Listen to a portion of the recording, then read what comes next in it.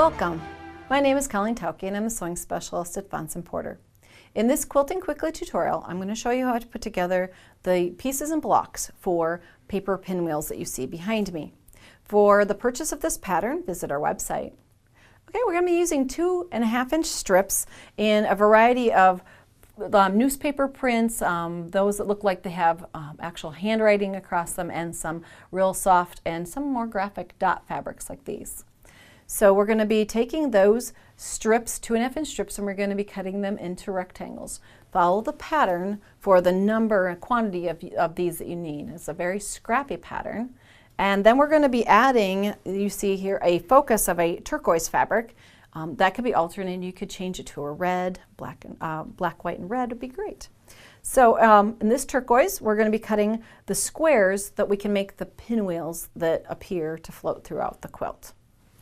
Okay, let's get started on creating the simple little unit that looks like this. It's one of the rectangles of the light fabric, and we're going to then be using the squares of turquoise that we have cut, and we're going to be creating a triangle on the outer corner.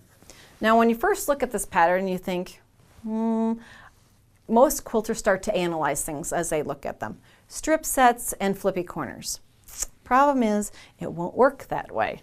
And if we look at one of the completed quadrants here, it would be a strip set, but then how would we get the diagonal seam triangle inside the strip set?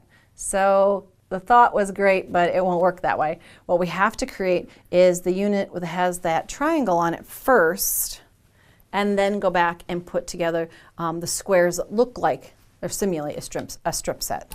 So what we're going to be using is a straight edge or a ruler. We can use the edge of a 1/4-inch seam marker, but all we're going to be doing is marking one line, corner to corner, across the block, and that is going to become our stitching line.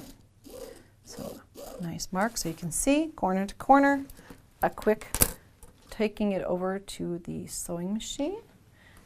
Then we can create that triangle that will float throughout our quilt. This is a great pattern for maybe a retreat when you're going to be repeating the same processes over and over. Sometimes at retreats we need some things that we can sew and not have to concentrate too much on. So we're going to be creating a lot of pieces that have this little triangle floating on the end.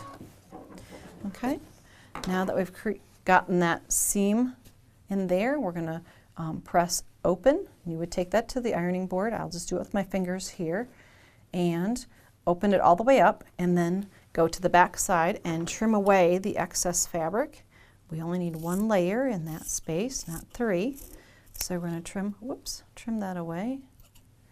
Got the tip of my scissors there. And we're going to create, that's part of the unit that goes into our block. Then we're going to be pairing it up with 2 more prints. The fun part is you can go through all these light prints, the fun newspaper print and the script ones, and create your blocks. Those are just simple joining straight 1/4-inch seam rows across there to make the units. Now within the quilt, you will find that that's one of the units you need to make, but there's actually a second. You're going to be making units like this with the one triangle within it, and you're going to make 44 of those. Then you're going to be making units that have triangles on 2 pieces, and you're going to make 96 of those. The reason why is that these blocks interlock to create pinwheels in different places. So as I lay this out, you'll see these are similar. This one's similar. You need 96 because that's the entire center of your quilt. The 44, these are the outer edge of your quilt.